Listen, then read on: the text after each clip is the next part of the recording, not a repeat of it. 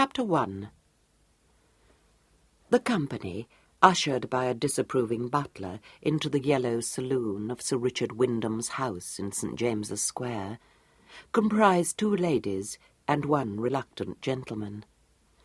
The gentleman, who was not much above 30 years of age, but sadly inclined to fat, seemed to feel the butler's disapproval, for upon that dignified individual's informing the elder of the 2 ladies that Sir Richard was not at home, he cast a deprecating glance at him, and not in the least the glance of a peer of the realm upon a menial, but an age-old look of one helpless man to another, and said in a pleading tone, "Well, then, don't you think, Lady Wyndham?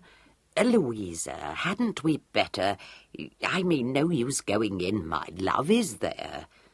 Neither his wife nor his mother-in-law paid any attention to this craven speech.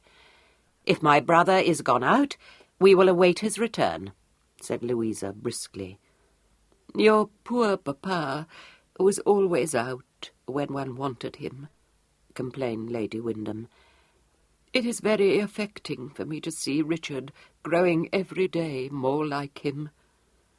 Her fading accents were so lachrymose that it seemed probable that she would dissolve into tears upon her son's doorstep.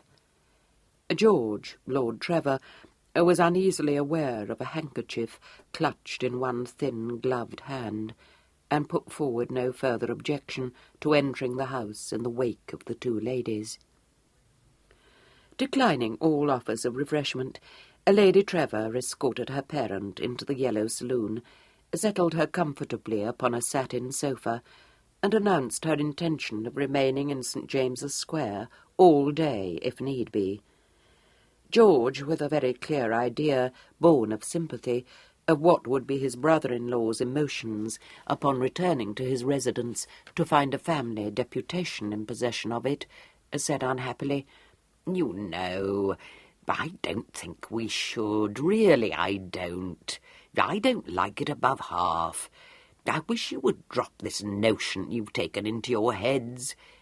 His wife, who was engaged in stripping off her lavender kid gloves, threw him a look of indulgent contempt.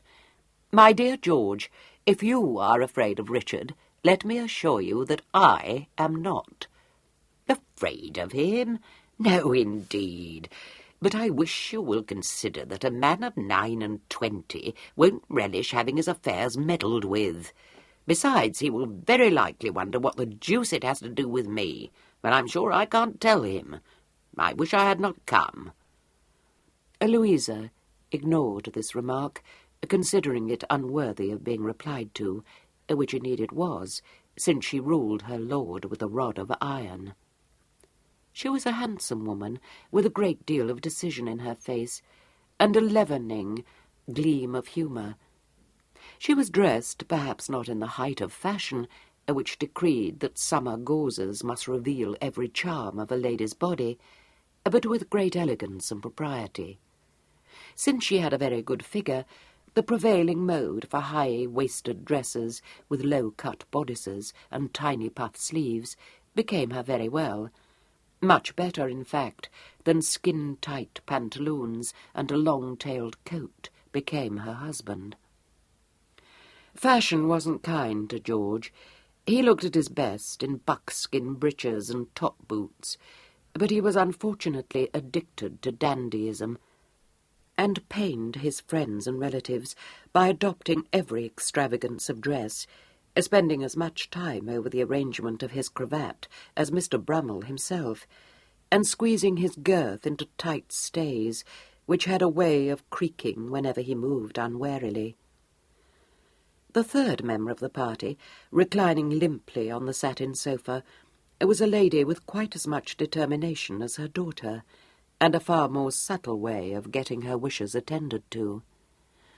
A widow of 10 years' standing, Lady Wyndham enjoyed the frailest health. The merest hint of opposition was too much for the delicate state of her nerves, and anyone, observing her handkerchief, her vinaigrette, and the hartshorn which she usually kept by her, would have had to be stupid indeed to have failed to appreciate their sinister meaning. In youth, she had been a beauty. In middle age, everything about her seemed to have faded. Hair, cheeks, eyes, and even her voice, which was plaintive and so gentle that it was a wonder it ever made itself heard. Like her daughter, Lady Wyndham had excellent taste in dress, and since she was fortunate enough to possess a very ample jointure, she was able to indulge her liking for the most expensive fallals of fashion without in any way curtailing her other expenses. This didn't prevent her from thinking herself very badly off, but she was able to enjoy many laments over her straitened circumstances without feeling the least real pinch of poverty, and to win the sympathy of her acquaintances by dwelling sadly on the injustice of her late husband's will, which had placed his only son in the sole possession of his immense fortune. The jointure, her friends deduced hazily, was the veriest pittance. Lady Wyndham, who lived in a charming house in Clarges Street, could never enter the mansion in St. James's Square without suffering a pang. It was not, as might have been supposed from the look of pain she always cast upon it, a family domicile, but had been acquired by her son only a couple of years before. During Sir Edward's lifetime, the family had lived in a much larger and most inconvenient house in Grosvenor Square. Upon Sir Richard's announcement that he proposed to set up an establishment of his own, this had been given up, so that Lady Wyndham had been able ever since to mourn its loss without being obliged to suffer any longer its inconveniences.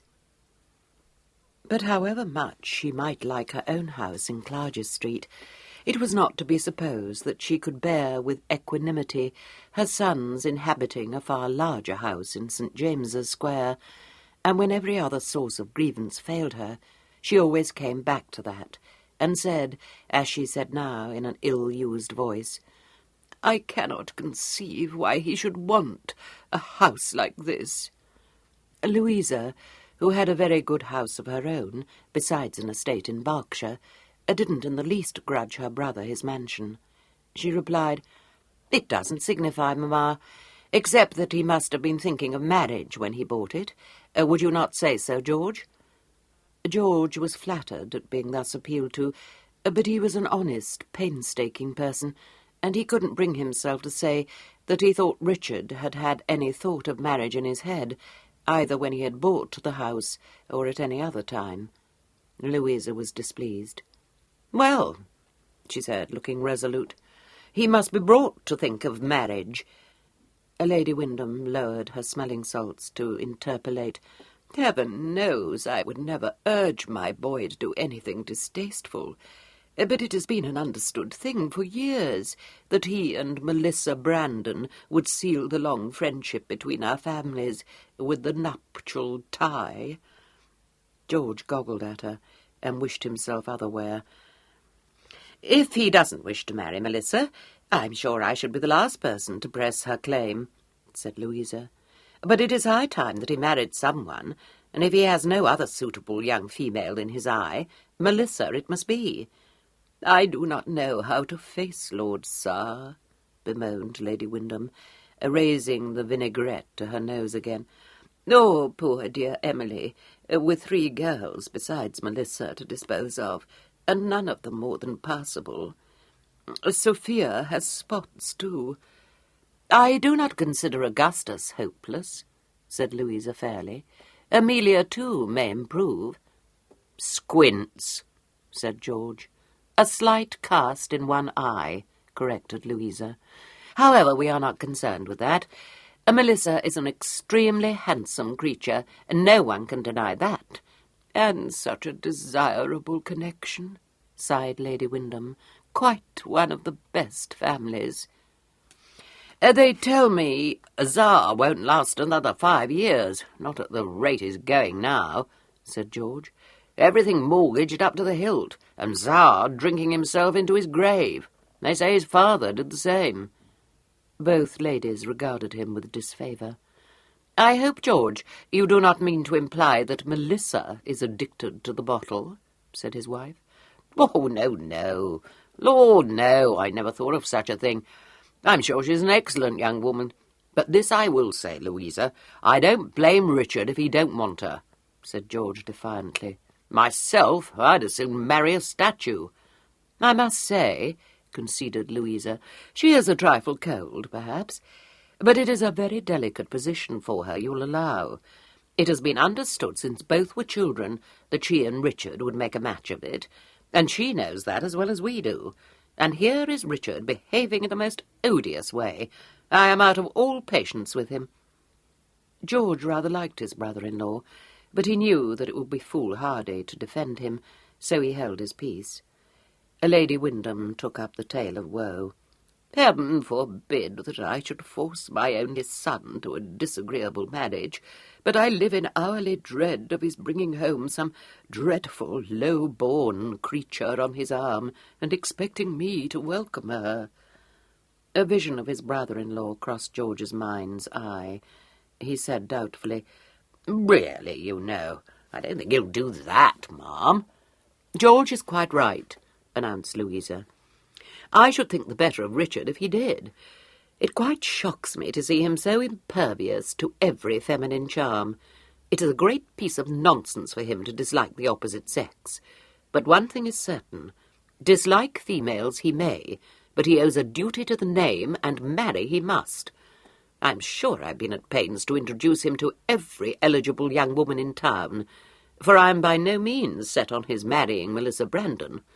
Well, he would not look twice at any of them, so if that is the mind he is in, Melissa will suit him very well. Richard thinks they all want him for his money, ventured George. I dare say they may. What has that to say to anything, pray? I imagine you do not mean to tell me that Richard is romantic. No, George was forced to admit that Richard was not romantic. If I live to see him suitably married, I can die content, said Lady Wyndham, who had every expectation of living for another 30 years. His present course fills my poor mother's heart with foreboding. Loyalty forced George to expostulate. No, really, ma'am, really, I say. There's no harm in Richard, not the least in the world, 'pon my honour. He puts me out of all patience, said Louisa. I love him dearly, but I despise him with all my heart. Yes, I do, and I do not care who hears me say so.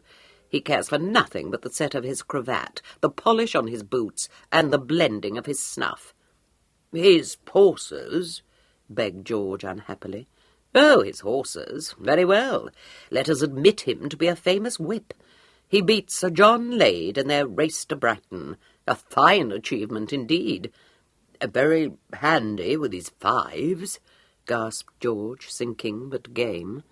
You may admire a man for frequenting Jackson's saloon and Cribb's parlour. I do not.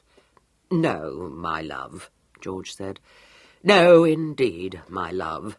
And I make no doubt you see nothing reprehensible in his addiction to the gaming table. But I had it on the most excellent authority that he dropped £3,000 at one sitting at Almack's. Lady Wyndham moaned and dabbed at her eyes. Oh, do not say so. Yes, but he's so devilish wealthy it can't signify, said George. Marriage, said Louisa, will put a stop to such fripperies. The depressing picture this dictum conjured up reduced George to silence.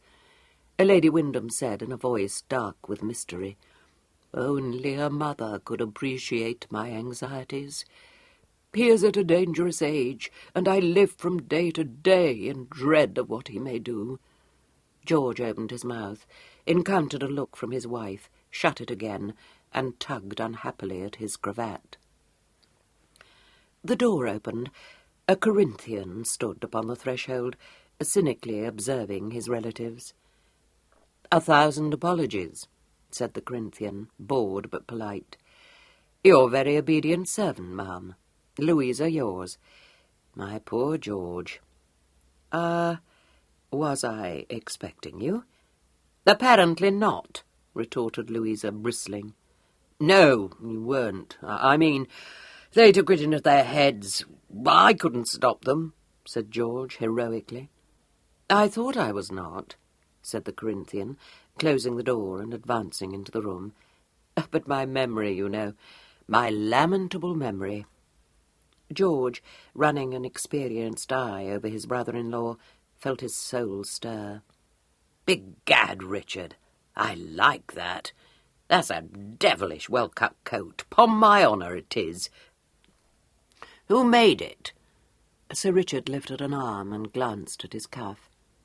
A Western, George, only Western. George, said Louisa awfully. Sir Richard smiled faintly and crossed the room to his mother's side. She held out her hand to him, and he bowed over it with languid grace, just brushing it with his lips. 1,000 apologies, ma'am, he repeated. I trust my people have looked after you. All of you? His lazy glance swept the room. Dear me, he said. George, you are near to it. Oblige me, my dear fellow, by pulling the bell. We do not need any refreshment, I thank you, Richard, said Louisa. The faint, sweet smile silenced her as none of her husband's expostulations had ever done. My dear Louisa, you mistake. I assure you, you mistake. George is in the most urgent need of a stimulant. Yes, Jeffreys, I rang. The Madeira. And some ratafia, Jeffreys, if you please. Richard, that's the best waterfall I've ever seen, exclaimed George, his admiring gaze fixed on the intricate arrangement of the Corinthian's cravat. You flatter me, George. I fear you flatter me. Pshaw, snapped Louisa. Precisely, my dear Louisa, agreed Sir Richard amiably. Do not try to provoke me, Richard, said Louisa on a warning note. I will allow you your appearance to be everything that it should be. Admirable, I'm sure. One does one's poor best, murmured Sir Richard. Her bosom swelled. Richard, I could hit you, she declared. The smile grew, allowing her a glimpse of excellent white teeth. I don't think you could, my dear. George so far forgot himself as to laugh. A quelling glance was directed upon him. George, be quiet, said Louisa. I must say, conceded Lady Wyndham, whose maternal pride could not quite be overborne, there is no one except Mr. Brummel, of course, who looks as well as you do, Richard. He bowed, but he didn't seem to be unduly elated by this encomium. Possibly he took it as his due. He was a very notable Corinthian. From his wind-swept hair, most difficult of all styles to achieve, to the toes of his gleaming hessians, he might have posed as an advertisement for the man of fashion. His fine shoulders set off a coat of superfine cloth to perfection. His cravat, which had excited George's admiration, had been arranged by the hands of a master. His waistcoat was chosen with a nice eye. His biscuit-coloured pantaloons showed not one crease, and his hessians, with their jaunty gold tassels, had not only been made for him by Hobie, but were polished, George suspected, with a blacking mixed with champagne. A quizzing-glass on a black ribbon hung round his neck, a fob at his waist, and in one hand he carried a Sèvres snuff-box. His air proclaimed his unutterable boredom, but no tailoring, no amount of studied nonchalance could conceal the muscle in his thighs or the strength of his shoulders. Above the starched points of his shirt collar, a weary, handsome face showed its owner's disillusionment. Heavy lids dropped over grey eyes, which were intelligent enough, but only to observe the vanities of the world. The smile which just touched that resolute mouth seemed to mock the follies of Sir Richard's fellow men. Jeffreys came back into the room with a tray and set it upon a table. Louisa waved aside the offer of refreshment, but Lady Wyndham accepted it, and George, emboldened by his mother-in-law's weakness, took a glass of Madeira. I dare say, said Louisa, "that you are wondering what we are here for." "I never waste my time in idle speculation," replied Sir Richard gently. "I feel sure that you are going to tell me what you are here for." "Mamma and I have come to speak to you about your marriage," said Louisa, taking the plunge. "And what," inquired Sir Richard, "has George come to speak to me about?" "Well, that too, of course." "No, I haven't," disclaimed George hurriedly. "You know I said I'd have nothing to do with it. I never wanted to come at all." "Have some more Madeira," said Sir Richard soothingly. "Well, thank you, yes, I will. But don't think I'm here to badger you about something which don't concern me, because I'm not." "Richard," said Lady Wyndham deeply, "I dare no longer meet Sir face to face." "As bad as that, is he?" said Sir Richard. "I haven't seen him myself these past few weeks, but I'm not at all surprised. I fancy I heard something about it from someone, I forget whom. Taken to brandy, hasn't he?" "Sometimes," said Lady Wyndham, "I think you are utterly devoid of sensibility." "He is merely trying to provoke you, Mamma. You know perfectly well what Mamma means, Richard. When do you mean to offer for Melissa?" There was a slight pause. Sir Richard set down his empty wine-glass and flicked with one long finger the petals of a flower in a bowl on the table. "This year, next year, sometime, or never, my dear Louise?" "I am very sure she considers herself as good as plighted to you," Louisa said. Sir Richard was looking down at the flower under his hand, but at this he raised his eyes to his sister's face in an oddly keen, swift look. "Is that so?" "How could it be otherwise? You know very well that Papa and Lord Sar designed it so years ago." The lids veiled his eyes again. "How medieval of you," sighed Sir Richard. "Now don't pray take me up wrongly, Richard. If you don't like Melissa, there's no more to be said. But you do like her, or if you don't, at least I never heard you say so. What Mamma and I feel, and George too, is that it is time and more that you were settled in life." A pained glance reproached Lord Trevor. "Et tu, Brute?" said Sir Richard. "I swear I never said so," declared George, choking over his Madeira. "It was all Louisa. I dare say I may have agreed with her. Well, you know how it is, Richard." "I know," agreed Sir Richard, sighing. "You too, Mamma?" "Oh, Richard, I live only to see you happily married, with your children about you," said Lady Wyndham in trembling tones. A slight, unmistakable shudder ran through the Corinthian. "My children about me. Yes, precisely, ma'am. Pray continue." "You owe it to the name," pursued his mother. "You are the last of the Wyndhams, for it's not to be supposed that your Uncle Lucius will marry at this late date. There is Melissa, dear girl, the very wife for you. So handsome, so distinguished, birth, breeding, everything of the most desirable." Your pardon, ma'am, but do you include Sir and Cedric, not to mention Beverley, under that heading?" "That's exactly what I say," broke in George. "It's all very well, I said, and if a man likes to marry an iceberg, it's all one to me, but you can't call Sir a desirable father-in-law, damn me if you can. While as for the girl's precious brothers, I said, they'll ruin Richard inside a year." "Nonsense," said Louisa.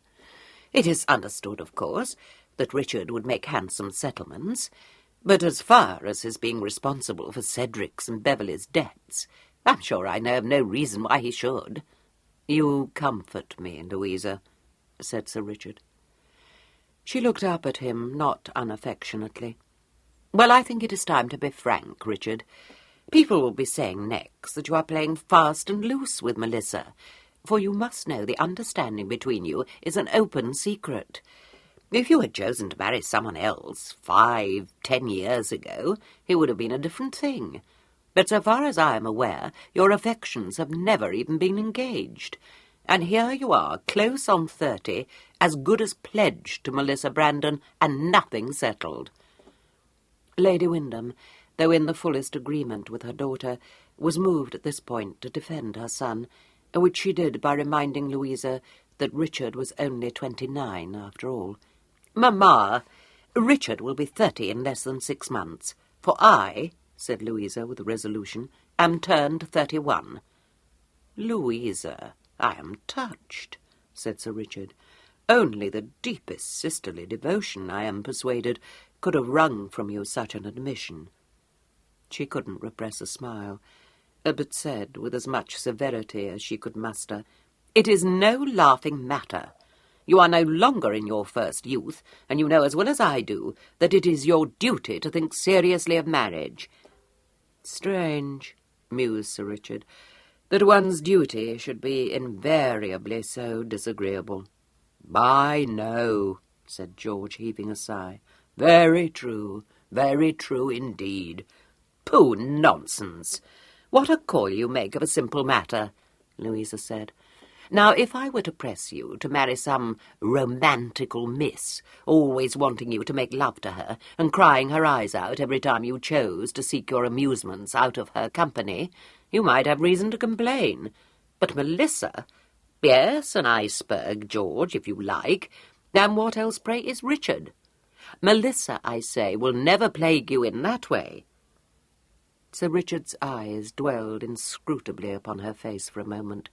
Then he moved to the table and poured himself out another glass of Madeira. Louisa said defensively, "Well, you don't wish her to cling about your neck, I suppose?" "Not at all." "And you are not in love with any other woman, are you?" "I am not." "Very well, then. To be sure, if you were in the habit of falling in and out of love, it would be a different matter. But to be plain with you, you are the coldest, most indifferent, selfish creature alive, Richard, and you will find in Melissa an admirable partner." Inarticulate clucking sounds from George, indicative of protest, caused Sir Richard to wave a hand towards the Madeira. "Help yourself, George, help yourself." "I must say, I think it is most unkind in you to speak to your brother like that," said Lady Wyndham. "Not but what you are selfish, dear Richard. I'm sure I have said so over and over again. But so it is with the greater part of the world. Everywhere one turns, one meets with nothing but ingratitude.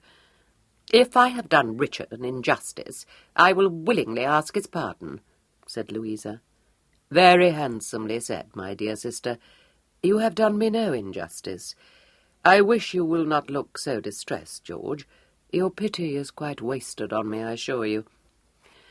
Tell me, Louisa, have you reason to suppose that Melissa expects me to pay my addresses to her?" "Certainly I have. She has been expecting it any time these 5 years." Sir Richard looked a little startled. "Poor girl," he said. "I must have been remarkably obtuse." His mother and sister exchanged glances. "Does that mean you will think seriously of marriage?"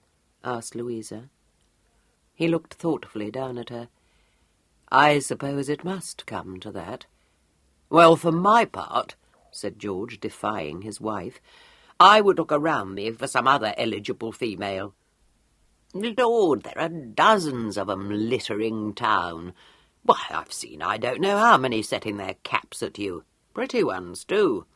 You never notice them, you ungrateful dog." "Oh, yes, I do," said Sir Richard with a curl of the lips. "Must George be so vulgar?" asked Lady Wyndham tragically. "Oh, be quiet, George. And as for you, Richard, I consider it in the highest degree nonsensical for you to take up that attitude.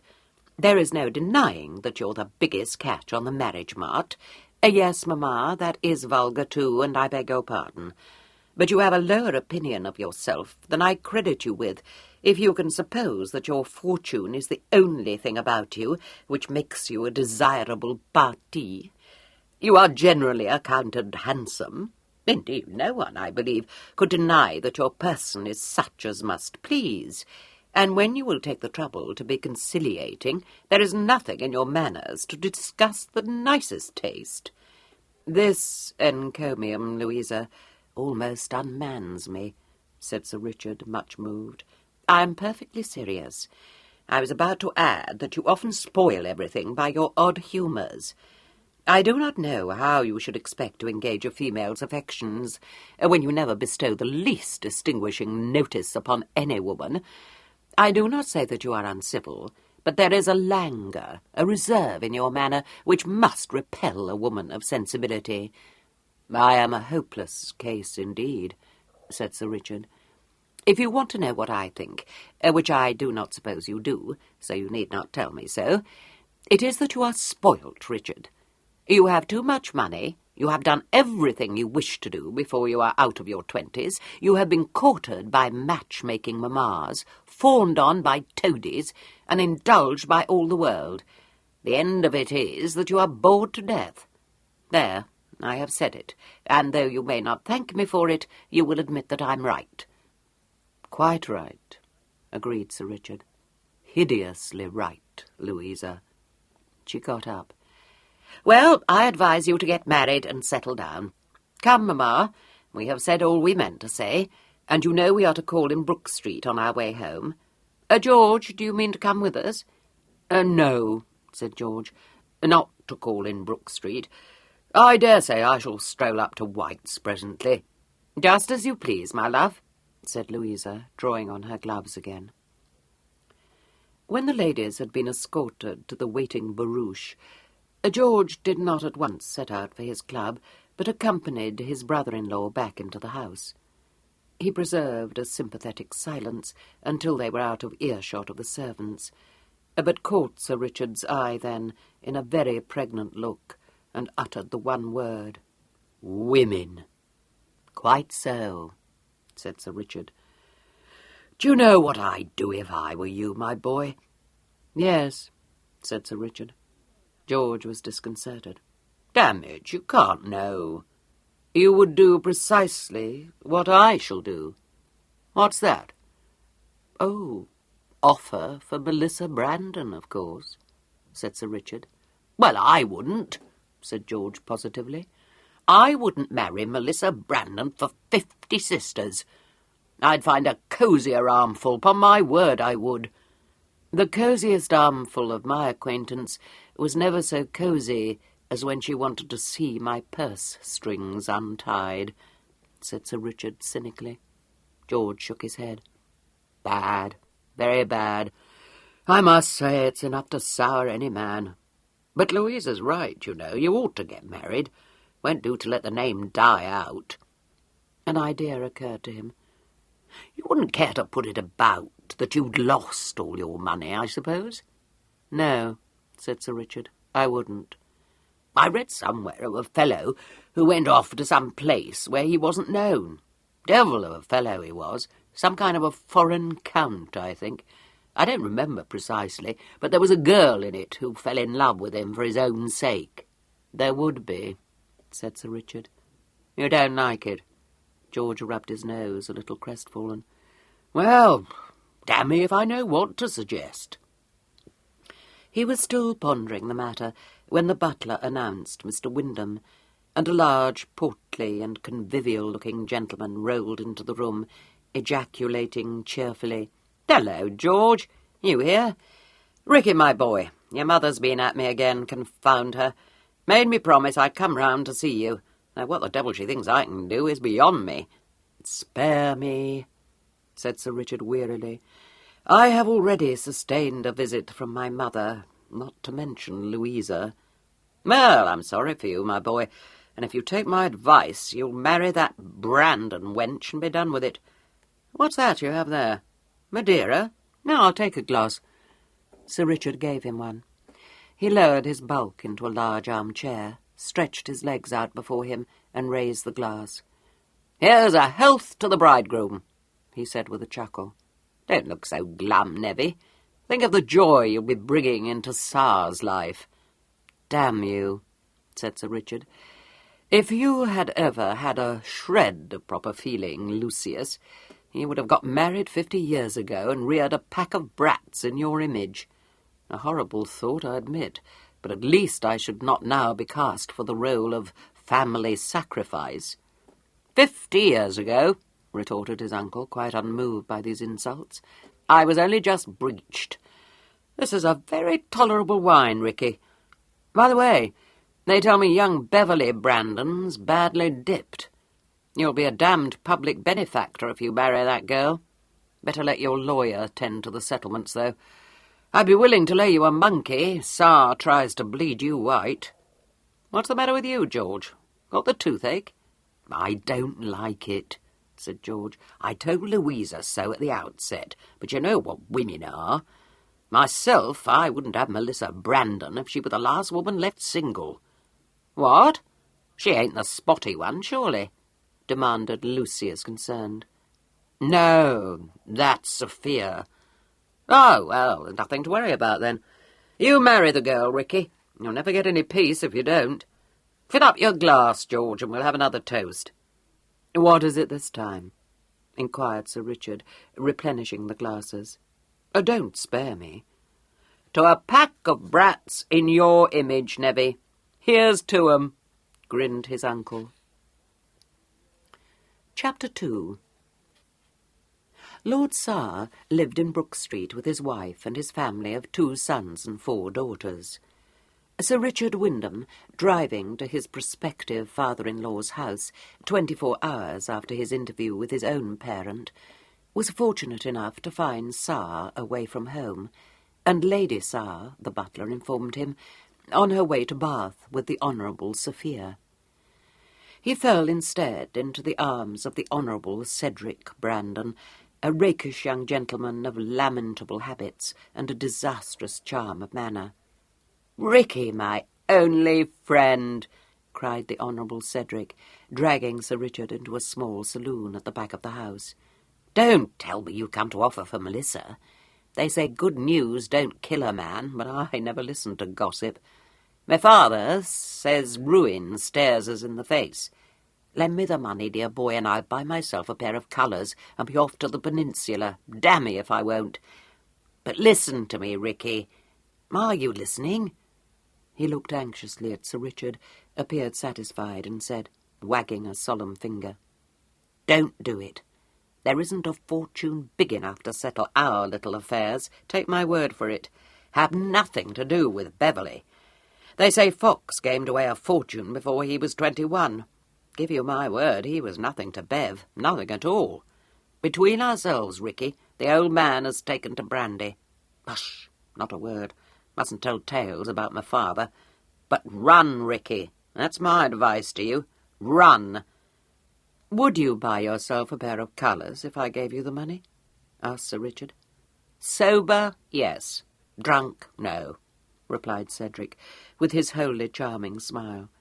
"I'm very sober now, but I shan't be so for long. Don't give me a groat, dear old boy. Don't give Bev a groat. He's a bad man. Now, when I'm sober, I'm a good man, but I ain't sober above 6 hours out of the 24, so you be warned. Now I'm off. I've done my best for you, for I like you, Ricky, but if you go to perdition in spite of me, I'll wash my hands of you. No, damme, I'll sponge on you for the rest of my days. Think, dear boy, think. Bev and your very obedient on your doorstep 6 days out of 7. Duns, threats, wife's brothers done up, pockets to let, wife in tears, nothing to do but pay. Don't do it. Fact is, we ain't worth it." "Wait," Sir Richard said, barring his passage. "If I settle your debts, will you go to the Peninsula?" "Ricky, it's you who aren't sober. Go home." "Consider, Cedric, how well you would look in hussar uniform." An impish smile danced in Cedric's eyes. "Wouldn't I, just? But at this present, I'd look better in Hyde Park. Out of the way, dear boy. I've a very important engagement. Back to Goose to win a 100-yard race against a turkey cock. Can't lose. Greatest sporting event of the season." He was gone on the words, leaving Sir Richard not indeed to run as advised, but to await the pleasure of the Honourable Melissa Brandon. She didn't keep him waiting for long. A servant came to request him to step upstairs, and he followed the man up the wide staircase to the withdrawing-room on the first floor.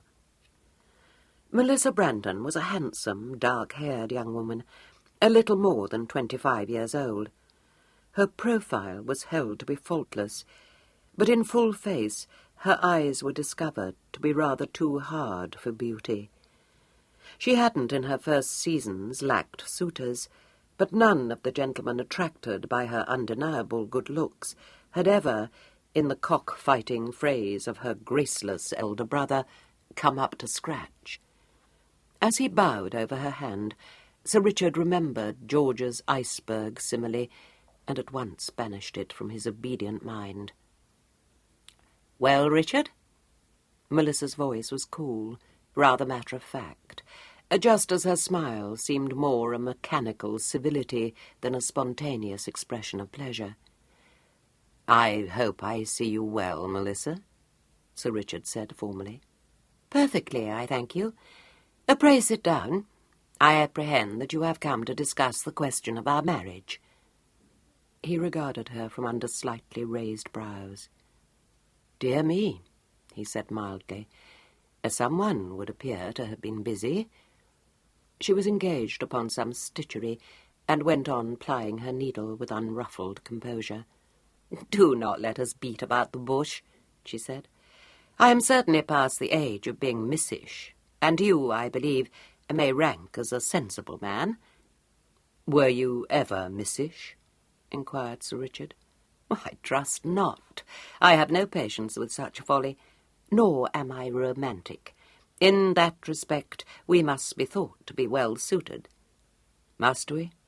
said Sir Richard, gently swinging his gold-handled quizzing-glass to and fro. She seemed amused. "Certainly.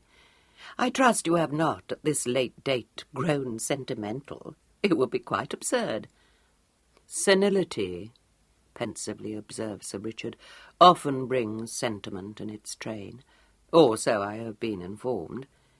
"We need not concern ourselves with that.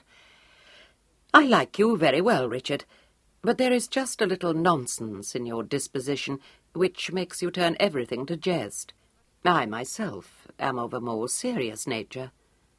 "Then in that respect we cannot be thought to be well suited," suggested Sir Richard. "I do not consider the objection insuperable. The life you have chosen to lead up till now has not been such as to encourage serious reflection, after all. I dare say you may grow more dependable, for you do not want for sense. That, however, must be left to the future. At all events, I am not so unreasonable as to feel the difference in our natures to be an impassable barrier to marriage." "Melissa," said Sir Richard, "will you tell me something?" She looked up. "Pray, what do you wish me to tell you?" "Have you ever been in love?" asked Sir Richard. She coloured slightly. "No. From my observation, I am thankful that I have not. There is something excessively vulgar about persons under the sway of strong emotions. I do not say it is wrong, but I believe I have something more of fastidiousness than most, and I find such subjects extremely distasteful." "You do not," Sir Richard drawled, "envisage the possibility of falling in love at some future date?" "My dear Richard, with whom, pray?" "Shall we say, with myself?" She laughed. "Now you are being absurd. If you were told that it would be necessary to approach me with some show of love-making, you were badly advised. Ours would be a marriage of convenience. I could contemplate nothing else. I like you very well, but you are not at all the sort of man to arouse those warmer passions in my breast. But I see no reason why that should be a worry to either of us. If you were romantic, it would be a different matter.